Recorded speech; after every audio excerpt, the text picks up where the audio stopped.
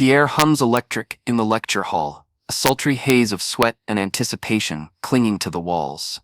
Professor Leonard Voss looms at his podium, his broad shoulders casting a shadow that stretches like a claw across the floor. His lips twist into a smirk, sharp and predatory, as he locks eyes with her, Priya Sharma, the quiet girl in the front row, her dark hair cascading over her shoulders like a river of midnight silk. She sits poised, her fingers brushing the edge of her notebook, her breath a secret rhythm beneath the drone of the room's restless pulse.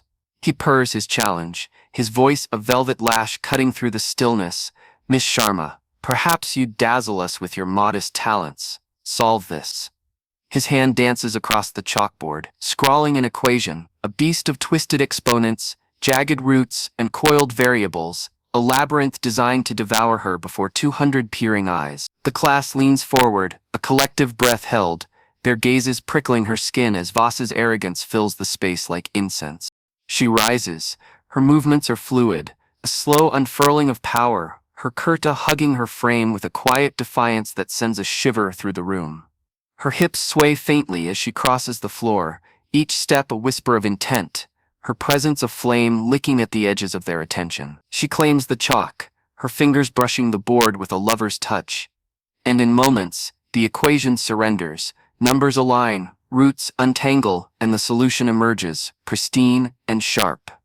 But she doesn't stop. Her voice spills forth, low and molten, as she unveils a method so sleek, so unorthodox, it steals the air from their lungs. The professor's grin collapses, a fragile mask crumbling under her gaze. He stumbles, his pride bleeding, and hurls another problem at her, uglier, more vicious, a desperate bid to reclaim his crown. She solves it again, her eyes meeting his, dark and unyielding, a glint of triumph flashing like a blade. Whispers ripple through the hall, a tide of awe and unease. She returns to her seat, her calm a quiet storm, and the room erupts, soft claps swelling into a roar. Voss stands alone, his throne toppled by the queen he never saw rising. The applause fades, but the tension coils tighter, a serpent winding through the room. Kripiya sits once more, her posture a sculpture of stillness, though beneath her skin, her pulse thunders. She feels their stares. Classmates, strangers, voyeurs peeling her apart with their hunger, their envy, their reluctant worship. Voss shuffles his notes, his fingers trembling, his authority a threadbare veil slipping away. He clears his throat, a dry rasp, and mutters about continuing the lesson, but his words dissolve into the hum of the crowd. No one cares, the spotlight has shifted, and it sears. She doesn't glance at him. Not yet. Her eyes drift to the window, where the sun spills gold across the campus, a world beyond this cage of desks and egos. Her mind churns, numbers weaving with memories, equations tangling with shadows of her past. She's no mere student, she's a survivor, a mind forged in fire she keeps locked away, and today that fire has scorched this room, leaving burns on a man who dared to test her. 400 words in, the story peels back to the dawn of this day, to the quiet sanctum of Priya's dorm room. The air carries the faint scent of jasmine and ink, as she sits cross-legged on her bed, textbooks fanned around her like petals of a dark flower. Her fingers trace theorems, her touch reverent, as if the numbers whisper secrets only she can hear. She's alone, always alone, her solitude a fortress she's built brick by brick. The walls are stark, save for one photograph. A younger Priya, 16, standing on a podium in Delhi, a gold medal glinting at her throat, her parents' pride radiating beside her. The International Math Olympiad, twice she'd conquered it, twice she'd proven her brilliance. But that girl feels distant now, a ghost eclipsed by the woman she's become. She'd arrived at this American university 6 months ago, a scholarship student with a voice like a whisper and a mind like a storm. Her beauty is subtle, undeniable, bronze skin glowing faintly, eyes deep and fathomless, her presence a riddle that draws others in even as it holds them at bay. The students notice her, their whispers trailing her through dining halls and libraries. Too smart, too foreign, too perfect. She hears them, lets their words slide off her like rain, because vulnerability is a luxury she's never known. Professor Voss had seen her too. From the first lecture, his gaze had lingered, too long, too keen, a hunter sizing up a prize. He's 50, handsome in a rugged way, silver threading his dark hair, his voice a tool of command. His arrogance is his shield, his intellect his sword, and he wields both with a sensual cruelty that turns his classes into theater. He thrives on dominance, on making students falter, and Priya, with her silent perfection, exams returned with 100s in bold red, had become his fixation. He hated her quiet confidence, the way she sat there, untouchable, a puzzle he couldn't crack. This morning, he plotted her fall. The equation wasn't random, it was a trap, a maze meant to humiliate. He'd imagined her stumbling, her cheeks burning, her eyes dropping in shame. He'd savor her defeat, a sweet balm for his ego. He'd misjudged her, and that error would unravel him. Back in the present, the clock ticks past 3 p.m., the lecture hall simmering with aftermath. Priya feels the shift, the power tilting toward her, a current she commands without a word. She doesn't smile, doesn't bask. Victory for her is a private flame. One she cradles close. Boss adjusts his tie, his movements sharp, his composure a brittle shell. He meets her gaze for a heartbeat, and there's a flicker in his eyes. Rage, yes, but something darker, a twisted yearning that knots her stomach. He wants to break her still, but now it's personal, a wound he'll nurture. A boy behind her leans in, his breath warm against her ear. They say you won the Olympiads, twice, he murmurs, his tone teetering between reverence and resentment. She doesn't turn, doesn't reply, but her lips curve faintly, a shadow of a smirk. Let them whisper. She's accustomed to being underestimated, her life a war against it. In India they'd called her a prodigy, a girl too brilliant for her small world. Here they call her an outsider, a threat. Both are true, both are meaningless. The class ends, students spilling into the corridors, their voices a dull roar. Priya gathers her things with deliberate slowness, aware of Voss's eyes tracking her from the podium. He doesn't speak, but his silence pulses, a vow of vengeance. She slings her bag over her shoulder and walks out, her steps steady, her head high. Outside, the air bites crisp, the sky bruising into dusk. She inhales deeply, letting it cool the heat in her veins. This isn't over. She knows it. He knows it. The dance has begun, a game of passion and betrayal, where every step is a risk, and the stakes climb ever higher. Across campus, Voss retreats to his office, the door slamming shut with a thud that echoes down the hall.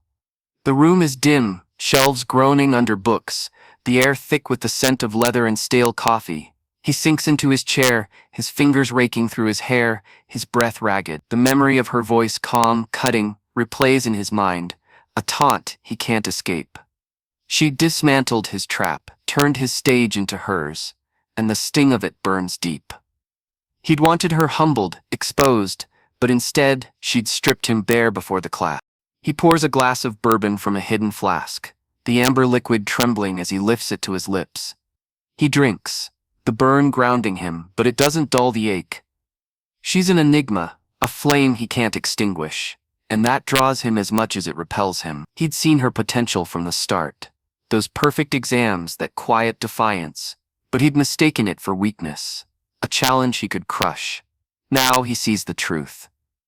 She's a force, a mind sharper than his own, and that realization ignites something dangerous within him. Admiration twists into obsession, pride into a hunger he can't name. He scribbles notes, equations, anything to reclaim control, but his hand shakes, betraying him. She's under his skin, a puzzle he must solve, not just to defeat her but to possess her, to bend that brilliance to his will. He leans back, the bourbon warming his throat, and a plan begins to form, dark and deliberate. This isn't the end. It's a beginning. That night, Priya Sharma sits alone in her dorm room, the air thick with the hum of silence.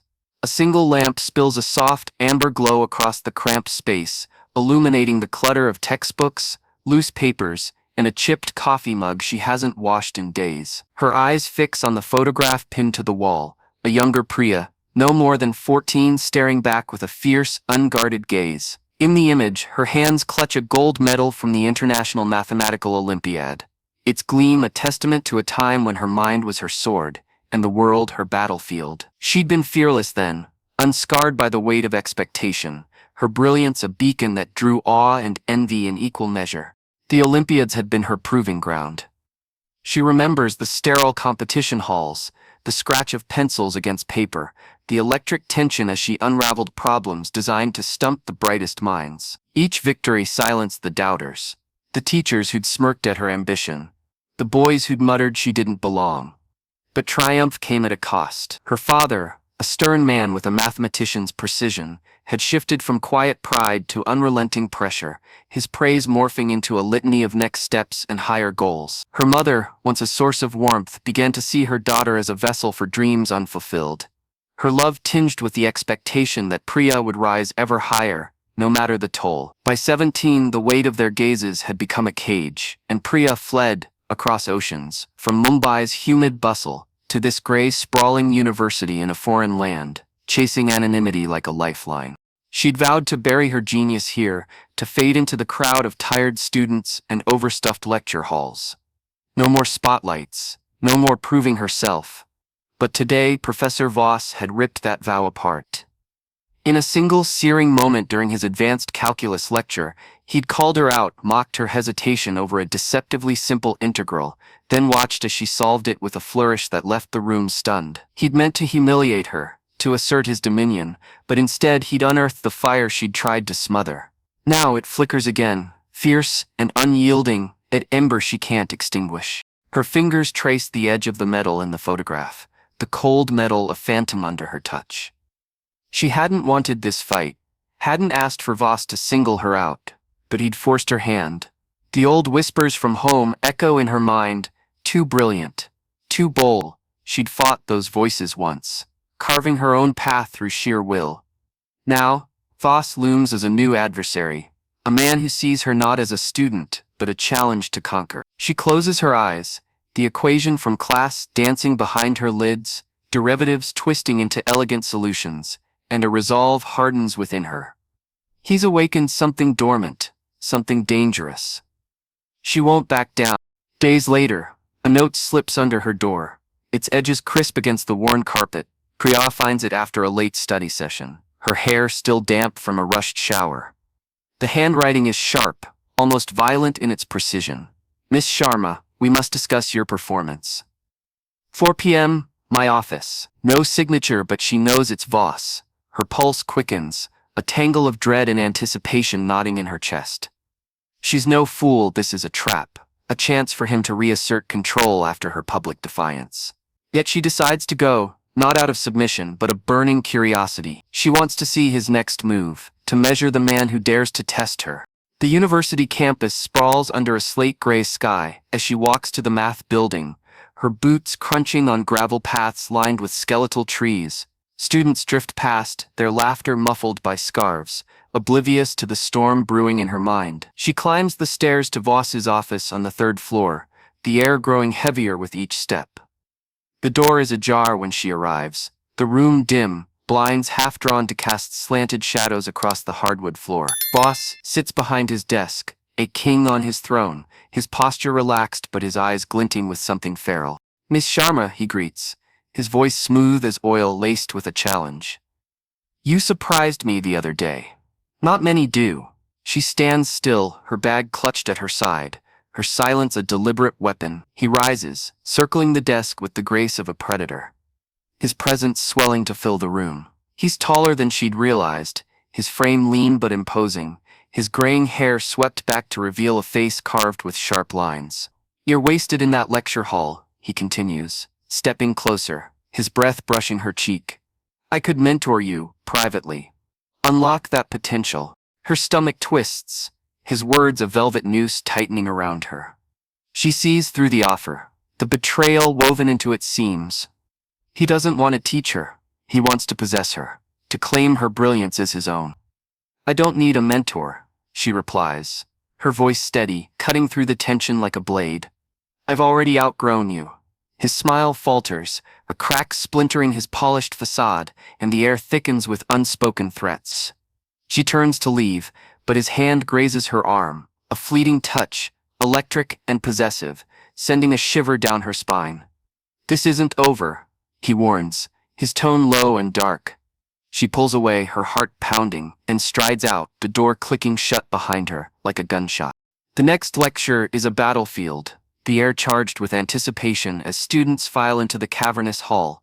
Voss strides in at precisely 10 a.m., his demeanor cold, calculated, his eyes locking onto Priya from the moment he steps to the podium. She sits in her usual spot, third row, near the aisle, her notebook open, her pen poised. The class senses the shift, the unspoken war between them, and whispers ripple through the rows, like wind through dry grass. "Miss Sharma," he begins, his tone dripping with malice. "Let's test that brilliance once more." He turns to the chalkboard, his movements deliberate, and writes an equation, a monstrous, sprawling thing, a Gordian knot of variables and exponents, designed to ensnare her. It's beyond the syllabus, a deliberate provocation, and the class holds its breath, waiting for her to falter. She rises, her chair scraping softly against the floor, and walks to the board. Her mind races, parsing the problem's layers, but her hand remains steady as she takes the chalk. She solves it, slowly, methodically, letting the solution unfold with surgical precision. The room watches, transfixed, as numbers align and terms simplify under her command. Then she adds a twist. A shortcut he'd never taught, a clever substitution that slashes through the complexity like a scythe. It's a flourish, a quiet declaration of her mastery, and when she steps back, the board glows with her triumph. A gasp escapes the class.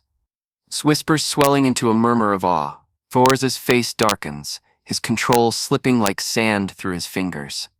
"Clever," he snaps, but his voice betrays him, anger laced with something raw, something desperate. She returns to her seat, her gaze meeting his, a silent dare blazing in her eyes. He dismisses the class early, his hands clenched into fists, and as students file out, he lingers, this stare fixed on her. She feels it, his obsession taking root, a storm gathering on the horizon. This isn't just about math anymore. It's personal, primal, a clash of wills teetering on the edge of something darker.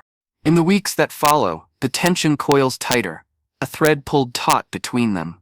Voss escalates his attacks, grading her assignments with ruthless scrutiny, docking points for trivialities, questioning her work in front of the class with a venom that borders on obsession. She counters with silence, letting her brilliance shield her. But inside, the pressure builds like steam in a sealed valve. She spends nights hunched over her desk, solving problems not for grades, but for herself, reclaiming the joy she'd once found in numbers. It's during one of these late nights that she meets Aisha, a wiry, sharp-eyed girl from her differential equations seminar.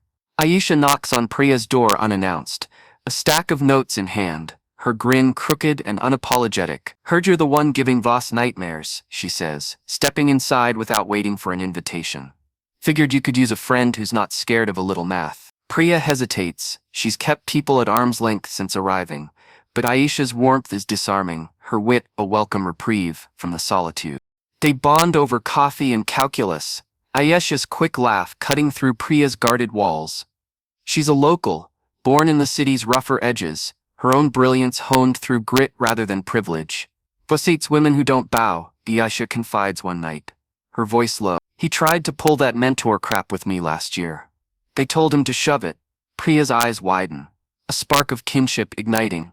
Aisha becomes her shadow ally, slipping her warnings about Voss's moods, sharing rumors of his past, whispers of students he'd driven out, careers he'd quietly crushed. One night, as winter tightens its grip on the campus, Priya finds a note taped to her dorm door. "Meet me. Midnight. Math building roof. We end this." No signature, but the jagged script screams Voss. Her breath catches, a shiver running through her. She considers ignoring it, letting him stew in his own desperation. But the challenge gnaws at her. She needs to face him to sever this thread once and for all. The campus lies silent under a moonless sky as she slips out, her coat pulled tight against the biting cold. The math building looms ahead, its brick facade a monolith in the dark. She takes the stairs to the roof, her footsteps echoing in the empty stairwell, and emerges into the night. Voss waits. Voss, a silhouette against the city's distant lights, his breath fogging in the chill. "You think you've won?" he says, stepping closer, his voice a growl. But I see you, the pride, the fear. You're not invincible. She stands firm, her heart hammering against her ribs. Neither are you, she retorts, her words sharp as a blade.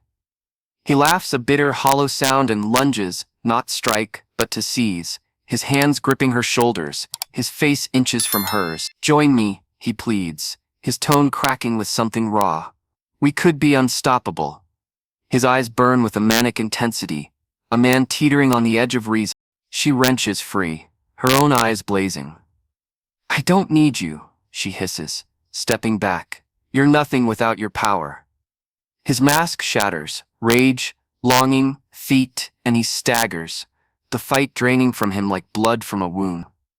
She turns, leaving him alone with his ruin, the night swallowing her footsteps as she descends into the dark. The semester ends in a quiet unraveling. Voss resigns days later, his departure announced in a curt email to the faculty.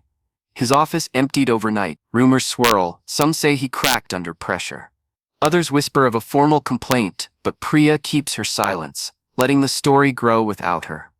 She remains, her legend taking root among the students. The girl who toppled a titan with nothing but her mind. She sits in her dorm, one final night, the photograph of her younger self watching from the wall. A faint smile curves her lips as she traces the metal's edge again, the cold metal grounding her. She'd doubt not just Voss but the ghosts of her past, the voices that had tried to bind her, and she'd won. The fire within her burns brighter now, a promise of battles yet to come. She's not just a student anymore, she's a force, unstoppable, and this is only the beginning.